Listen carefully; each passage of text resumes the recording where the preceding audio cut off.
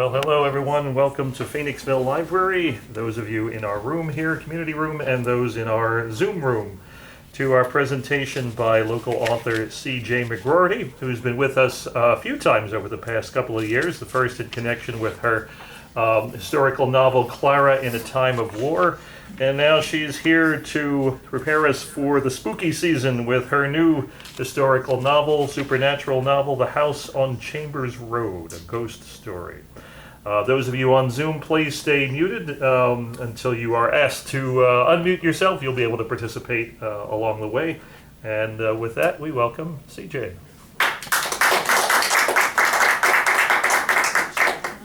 was such a hearty welcome. It seems like 10 people are here. Hello, Zoomers. Well, thank you for coming. Thank you to Mark for having me. Phoenixville Library is really great at supporting local authors and local people doing interesting things in the community, so this is great. I really appreciate it. So anyway, yeah.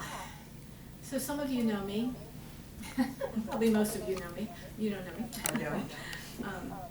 Yeah. So I've been writing all my life, really.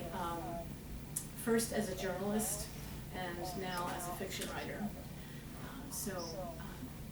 I was used to a lot of nonfiction for a long time, and then I switched to fiction, which I'd kind of dabbled in, and then I was here, as Mark said, for my first novel a few years ago, which was a historical novel set during the American Revolution, Clara in a Time of War. The novel that I brought with me today that just came out is The House on Chambers Road, and it is partly historical, because it does have a past timeline in it, and then a present, more of the present than the past, but some very important past timeline is in here. So it sort of toggles between the 21st century and the 18th century. I like the 18th century. I'm kind of stuck on that right now. We were talking about past lives, right? So maybe that was one of my places in the world at one time. So what is this book about? Well, you'll hear me read from it in just a moment. The book is, I would say it's about love and loss and redemption of a sort. So those are themes that go through the book. It features a woman named Libby Casey. Libby is a professional woman. She is a young widow. She's in her early 40s. She has been widowed for about 2 months when her part of the story opens. She went through a lot with her husband and his illness, and it sort of took a lot out of her. She's just gotten back to work. She works with a man named Harry March. Harry is her business partner in their historical design business. And she has a very good friend named, and he's a good friend of hers. She has a very good friend named Diana, and she's their best buddies, so they pop up in the book quite a bit, and then the book is populated by other people in this, I would say, a sweet town outside of Philadelphia, right? Probably not unlike Phoenixville, actually. It's an imaginary town, though. I did not base it in a real town, so it's an imaginary town. Anyway, so that's where her business is in her life now. So I wanted to read a few short passages for you. I know we have someone who's gone out of the room to get a respite. Actually, it starts with a small prologue, a very brief prologue, that is the past timeline. And then it very quickly jumps to the present timeline. Hello, folks, you're still with me? The present timeline, which is 2019, sort of present. So we're starting in the present here. I was driving to an appointment with a new client on the outskirts of Sims the morning I first saw the house. It was a bright, blustery April day, and as I coasted down Chambers Road in my late husband's vintage Chevy, I felt a little nervous, this being my first appointment after returning to work. Only 2 months had passed since I scattered Ray's ashes over a hillside down in Virginia, and I was wondering how I would cope with talk of shaker cabinets and farmhouse sinks while the fog of my grief hung heavy around me. I wasn't sure I was ready. Then suddenly I wasn't driving anymore. I was standing on a lawn, gazing up at the chalky white facade of a Georgian country house, and a voice was asking, "May I help you?" I turned and saw a woman, her mouth pulled down in a frown, a binder in her hand, and at that moment I felt I'd awakened from a dream. "Oh, I'm not sure," I said. The woman pointed behind her to a driveway and a bronze sedan with 2 passengers inside. "I have clients here to see the house." In front of the sedan, Ray's sky blue Malibu idled, the driver's door wide open. I must have climbed out and left the engine running. But how could I?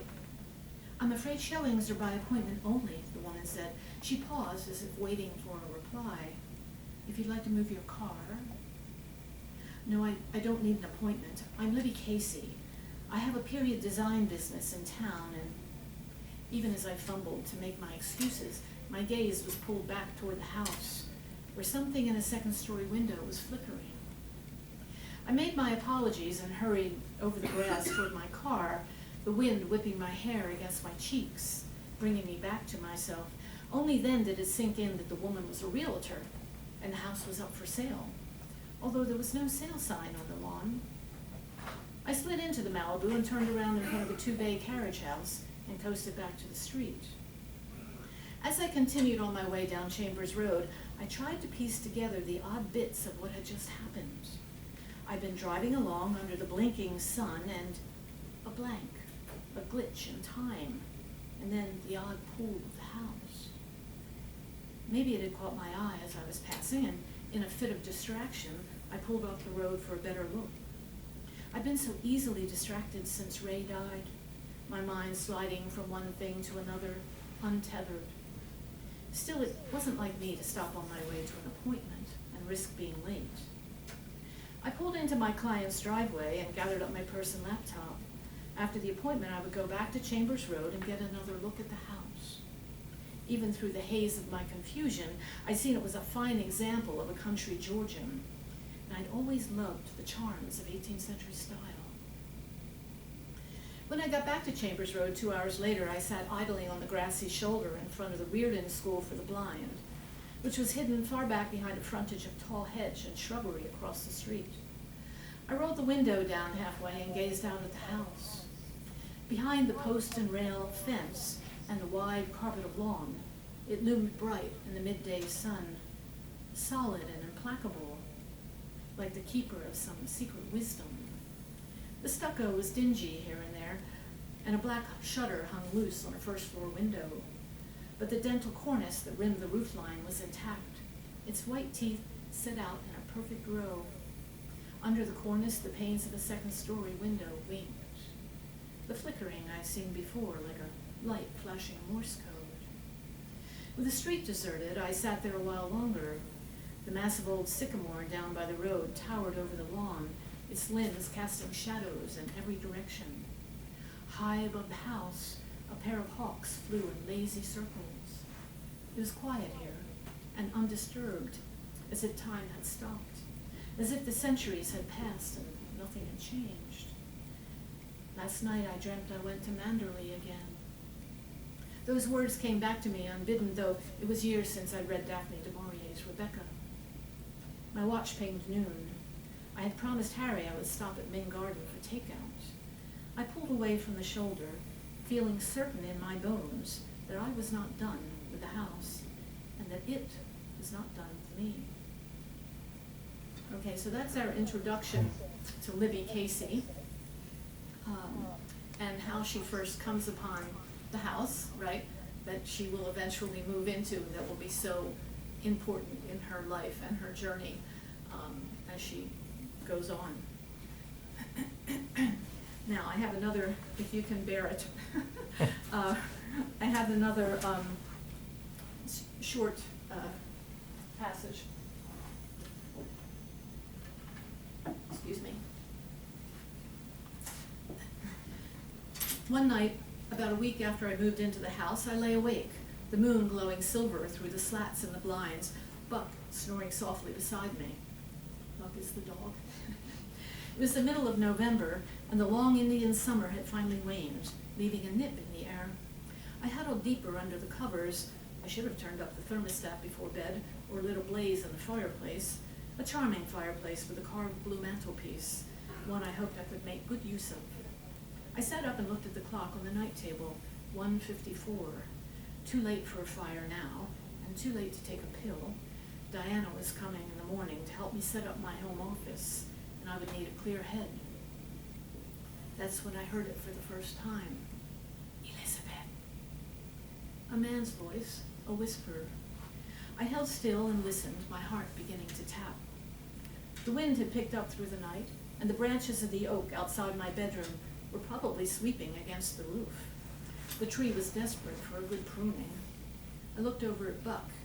He hadn't stirred a paw. I switched on the bedside table, the bedside lamp. The room still felt a little foreign after only a week in the house, and it took me a moment to feel satisfied that everything was in its place, undisturbed as it should be. I got out of bed, went to the window, and parted the drapes. The oak was frosted with moonlight, its half-bare branches tossing in the wind.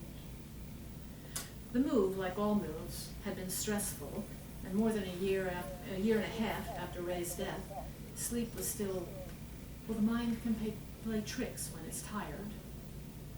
Elizabeth, my name, although only my mother had ever called me that, when she died 6 years ago, the name fell out of use, and now it sounded strange to my ears.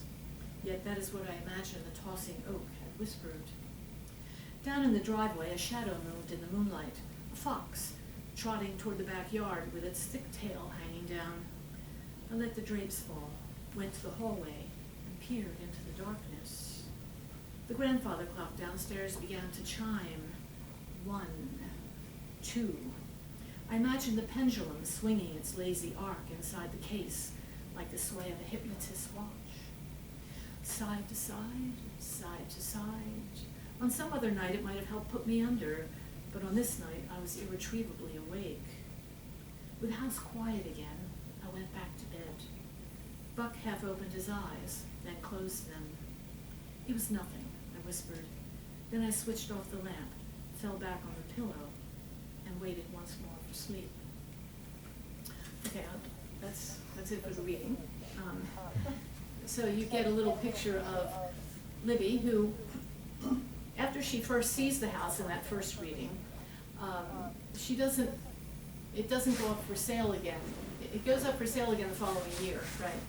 And this is when she thinks, I gotta jump on this. This is an opportunity because I really feel like I should be in that house, you know? So it's been about a year and a half since her husband died at this point of the second reading, where she's moved in now, and she has this odd experience. And so what do you do when you have an odd experience like that? You sort of blow it off, right? You think, oh, it was just the tree. Or not. Maybe it was not. So that's what she does. As time goes on, though, Libby will realize that she can't blow it off anymore, that there really is something happening in her house. Yeah. So, yeah, I don't know. I usually like to open up the floor for questions, comments, remarks. I thought this would be an opportunity to talk about not just the story and the book and the writing, but also, you know, ghost stories and what they mean to us, and, you know, how do we feel about that, and why are they out there, that kind of thing. So, does anybody want to broach a question or a comment? Folks on Zoom can unmute at this time if you'd like to ask a question. Hi, Zoom. So were you interested in like architecture and everything in addition to 18th century history and all the other interests that you have to give this house so much detail? That was a great question. I was hoping somebody would ask that. So thank you. Yeah, so the house, I'm a tour guide at Historic Waynesboro in Paoli. And I've been doing that for quite a while. And I'm also on a committee there, and I help with programs, that kind of thing. But if you've not been there, you should go and see it, because it's a great house. It's the home of Revolutionary War General Anthony Wayne, who is one of the more celebrated, generals of the American Revolution. Anyway, it's a really interesting house. And having been a tour guide there for a while, I sort of, just feel a lot of stuff about that house. It's an 18th century house, a mid 18th century. There's a lot there from a lot of like decorative arts and furniture from the 18th century into the 19th and early 20th century. There's a lot of history there. Yeah, it's just a really neat place. And Any paranormal activity? Apparently there has been paranormal activity there, yes, which is a great question also. They say that Hannah, one of the Waynes who lived there, her skirt caught fire up on the 3rd floor, and she broke a window to try. I guess that wasn't a good thing to do, but she broke a window, I guess, to maybe try to get some air to blow it out or something. Anyway, people have said, I have not heard this, that they sometimes hear glass breaking there, right? So like an imprint from long ago, 19th century, I think that would have been. So yeah, so there is report, and there could very well be other spirits there. The Waynes lived there for 7 generations, so it was a very much a valued and cherished property, and people were very invested in living there, I imagine, the Waynes. So maybe Anthony Wayne's there too. Sometimes I talk to him there. He doesn't answer. Unfortunately. Yet. Yeah, he hasn't answered yet. He's waiting. He's probably off having brandy and a good meal somewhere. Anyway, so great question. I think, and that house really informed this house in the story. It really, the house in the story is very similar to this house. Not exactly, but very similar to this house. Yeah, and it's a great model to use. And it allows you to be authentic about the details of the house, because you've seen them and you've been there. And, yeah. Anyway, yes. Someone else must have it. You want ghost stories? Sure. Okay, well, first of all, I want to say I've read half of the book. I love it. I love, and I mentioned this to you before, the way you capture the language of the times. It's so obvious how the language changes between the centuries. I love that. Oh, it's good. really, really well done. Okay, I'm going to describe a couple experiences I had. I never saw anything, but I sensed something very strongly. One was I took care of my mother for 6 years while she had terminal cancer, and I slept on a mattress on the floor in her bedroom for a few weeks. And I stayed there after she passed. And then one night I thought, I'm just going to sleep in the bed because I've been sleeping on a mattress on the floor. So I got up with no thought of it other than this is going to be more comfortable. I got up and I lay down in the spot where she had passed. And I felt a swirling, strong energy around me, and I jumped out of the bed. I don't know what the heck that was, but it was very strong, and there was no feeling that, oh boy, this is weird, I'm about to sleep in the spot where my mother passed. It was, who knows what that was. Another time I was staying at an Airbnb in Brandywine area that was built in the 1700s, I think.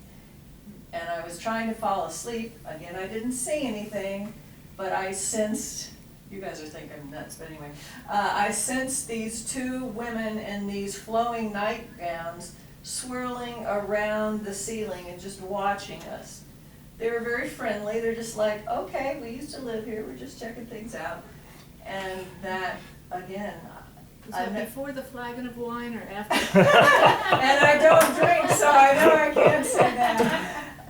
And it was, again, not one of these experiences where I thought, wow, this is an old building, I wonder if it's haunted, I bet there are ghosts here. Yeah. It was, none of that was going on, I just had a very strong sense of that. Hmm. Who knows what this You weren't means. necessarily looking for it, it just happened, No, right? it was an energy I picked up, yeah. Yeah, I think, one of the things about, to correlate that to this, is that I think there's a lot of energy here that Libby feels, even though she doesn't ever see, right? She doesn't ever, now you saw some things, at one of your hauntings, but she doesn't ever see him, the entity haunting her. But she feels him, and maybe it's just a stirring of the air, and then of course there are other things that happen that are very definitely mean something. So, and when I made a choice in this, that I didn't want to make it like a jump scare book, right? Mm. Like, scary, Horror. malevolent, yeah, horror. I thought, well, no, I mean, that's fun too, but, I didn't want, I didn't want this to be that, right? I wanted it to be, Emily Dickinson has a line in a poem where she says, "One not need be a chamber to be haunted." And, I almost put that in the front of the book. But, so that's what this is. Libby's haunted. Not just by her ghost, but by her life, right? Imprint of energies are timeless, and I believe in, speaking of houses, especially those that have been around for generations, there's a lot of imprints, and you don't need to see them. Some people are extremely sensitive to Yes. that, and Libby is, and the house knows this. I know personally from experience. I tried real estate for 6 years, and I found that there were several, and I've always been like this anyway, there's several homes that I would just wait outside because I didn't want to change their feeling to what they felt in the house. Okay. Yeah. So Interesting. some people, and I'm nothing, I mean, some people, that's what they do. They go in and help you, assist with the imprinted energies that are there. And you did such an excellent, and I'm 3/4 of the way done, excellent writing job, Cindy, to impress that upon the reader and how it can just sneak in, just sneaks in. And that person is meant to feel this. There's always a message, I believe. Right. And there's a reason why they don't evaporate right away. There's something to, well, there's different types of poltergeists and things, different reasons for the imprints to stay with. Magnificent job. Oh, thank You you. have a real talent. Oh, thank you. Yeah, and I also felt like, to build that through the book, you know, I kept thinking to myself, well, I don't wanna make it all come at once, right? Because it is often like a gradual thing, right? Where you're in a place and then sort of slowly something starts to happen. And, it's not necessarily boom. And so I wanted it to build slowly and have these little things start adding up. Very realistic. Yeah. It's very realistic. Yes. And that gives it an element of suspense too. You're like, well, okay, what else is gonna happen in this house? So, Right, that, yeah. What's next? right. Which of course you wanna have in a ghost story, right? You wanna have some suspense. And of course, at this time of year, right, this is spooky season, we're coming into it. And so we get all of these in movies and shows too, right, about ghosts and spirits and entities and so on. Yeah, of all different kinds, yeah. But yeah, suspense is always, right, you know, one of the ingredients that you need. It's not hard, it's not easy to do, you know, it's not easy to build suspense, because you do have to meter it out. It's, you know, you don't want too much too soon, but you don't wanna wait too long. So, I mean, I unraveled and raveled again many parts of this book trying to get that to work, you know. Yeah. I'm savoring it. I mean, I have no idea how it's going to end, or begin again, but, Good. I'm glad you don't know. yeah. Yeah. That's great, yeah. Were Yeah. you inspired by any particular fiction or movies in writing this? That is a good question. I think it's probably just a conglomeration of things, you know? I don't know that I could point to any one thing. Now, she says the first line to Rebecca in that reading I did. Last night I dreamt I went to Manderley again. And I think Rebecca, I have to say, Daphne du Maurier, even though not all of her stories are about ghosts, right? Not many of them are, but if you've ever read Rebecca, you know that there's no real sort of ghost in there, right? Oh, I'm so sorry. Oh, I'm sorry. Oh, let me turn that off. Whip you later. So sorry. Okay. No. It was a ghost. So, yeah, that's right, that's right. Anthony Wayne's calling. Yeah, I mean, there's no real, but there's a presence, and there's a sense of this person who's dead now, Rebecca, who lived there and dominated that area, you know, so you get this energy that's very dominant there. And the new Mrs. De Winter in that book comes in, and she's very young and naive, and she comes in, and she can feel that, you know, she feels that, and it's freaky to her, even though she never sees Rebecca as Well, a then you ghost. have the housekeeper who is. Mrs. Danvers, right. Mrs. Danvers is creepy as well. Yeah, she helps. She's She very helps strange. it Yeah, she's a strange character. But she's, yeah, I mean, she's very important in that story. She's like this link from Rebecca to the present, and yeah, she's malevolent herself. But yeah, so I don't know if I could tie it to any one thing, but little things stand out to me from different stories. Have you read M.R. James? Anybody? M.R. James is an English writer. He's gone now. He was writing more towards the earlier part of the 20th century, and very, very creepy ghost stories. I mean, genuine. You know, a lot of times you read a ghost story, it's not that scary, right? I mean, it's garden variety or something.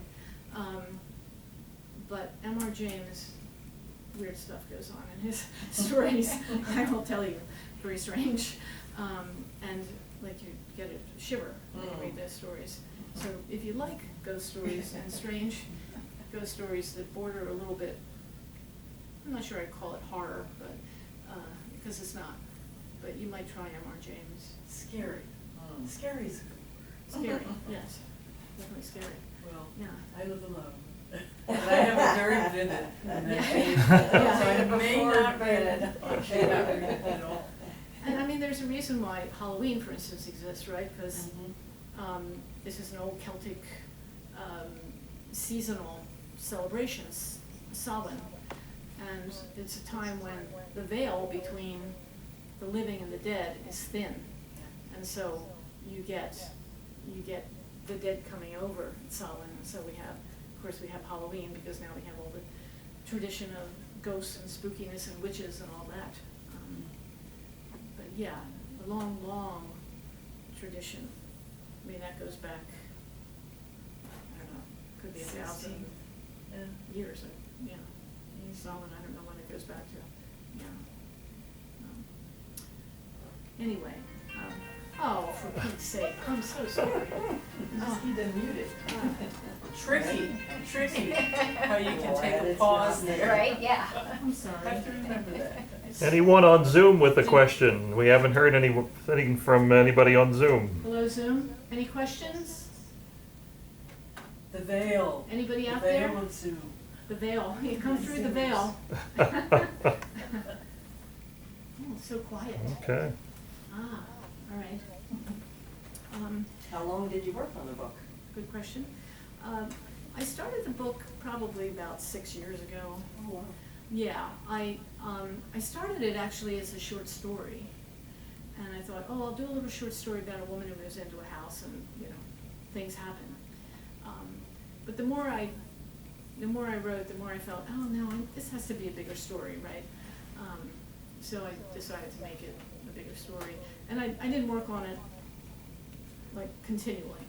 I worked on it and then I'd back off. Because my other book, I was trying to get my other book in shape that I put out first. So I had started reading this before that one came out, writing this, and I just thought, okay, I have to focus on that book. And then I went back to this.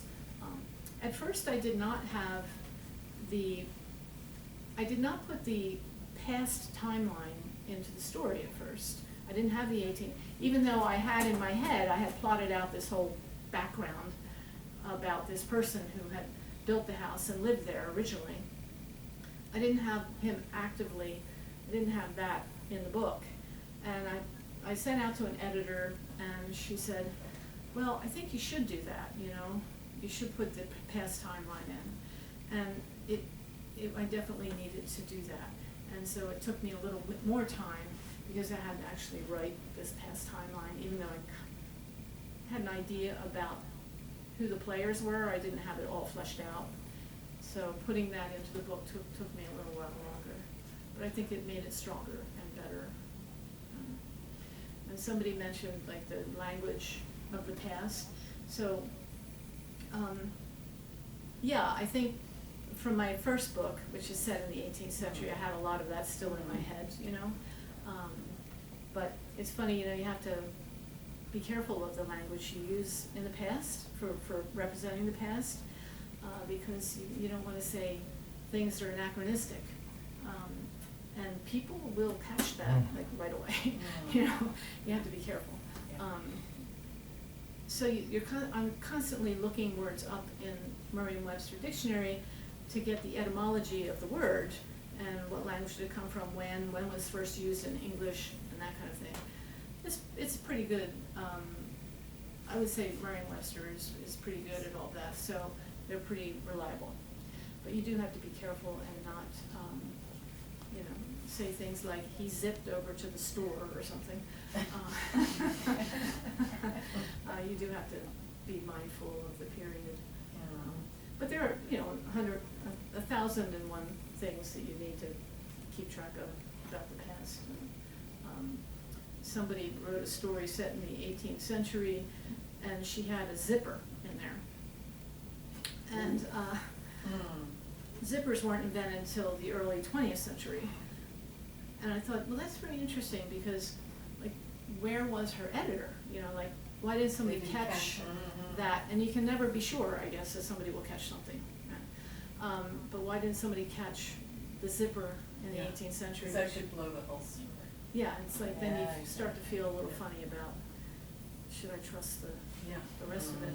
I'm sure I'm guilty of having gotten something wrong in past timelines, but it's a lot of work and it's constant vigilance, I would say. And finding the editor that's really, really good with that time period. Yeah, exactly. Yeah. Not yeah. all editors are. Right, yeah, that's right. I had a couple of editors on this project before I sent it out for submission to publishers. So I felt that I had covered some of my bases. I was hoping most, if not all of them.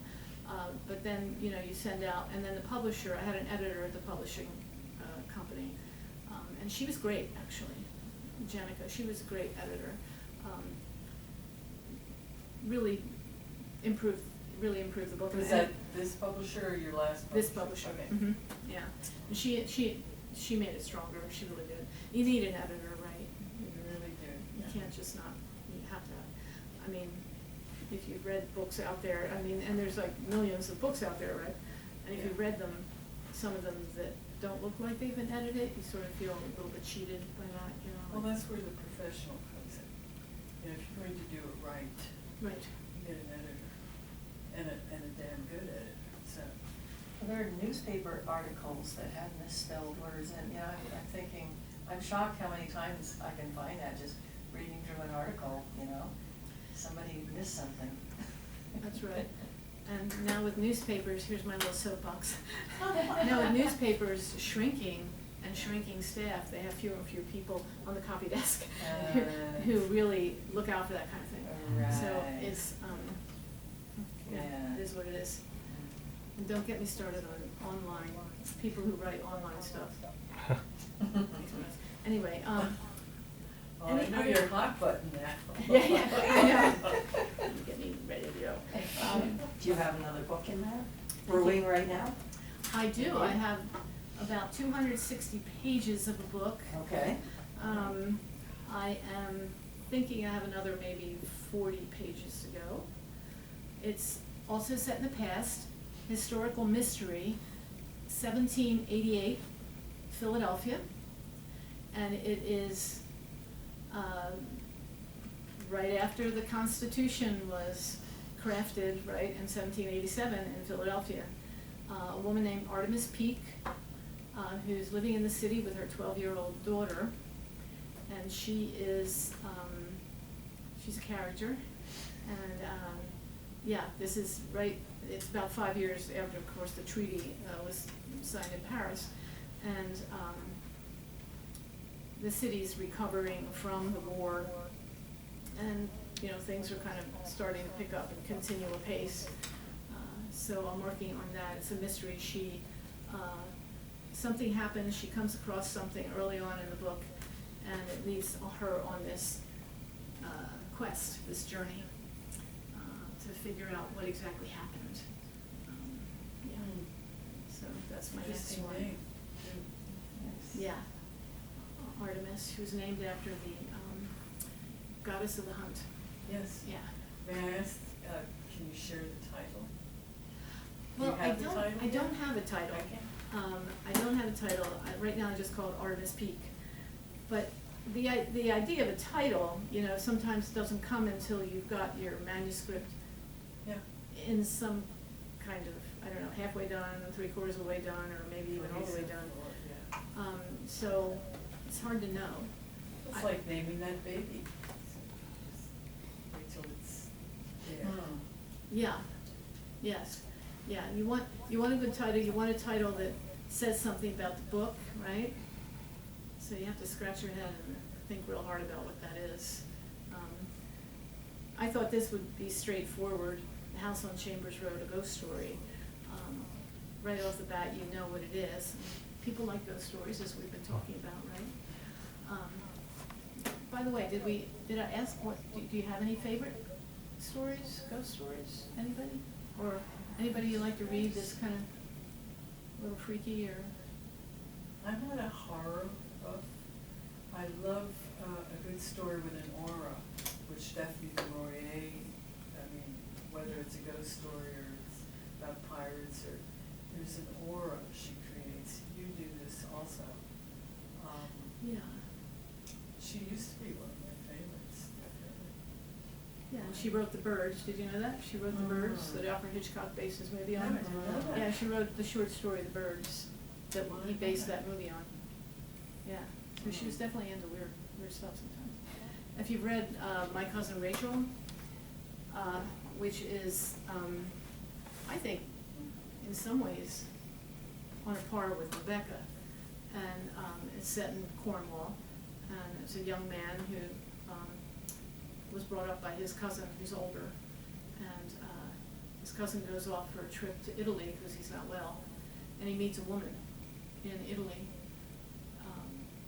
Rachel, and he marries her there very quickly, and then he dies suddenly. So the story sort of goes from there, and the young man in Cornwall is wondering what the heck happened in Italy. And then Rachel shows up, unannounced. She shows up in Cornwall. Du Maurier does a fabulous job of keeping the reader really off balance in that book, I think, which is easy to do. What's the title again? Called My Cousin Rachel. They made a movie out of it. They may have made 2 movies out of it, but the book, definitely read the book.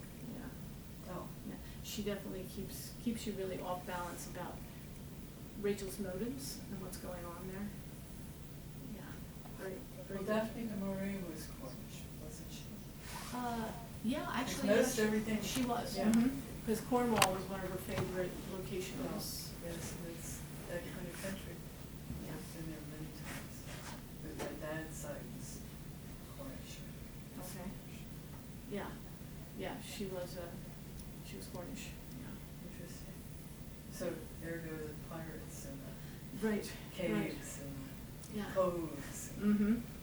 All of that intrigue, Amazing. yes. The intrigue, the smuggling and all of that, yeah. Thank you. Anybody else? Zoomers? Where Another can question? folks on Zoom, especially on Zoom or watching this video, how can they get your book? Yes, thank you.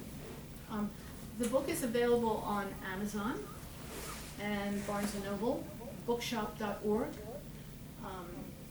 Yeah, those are the best ways to get it.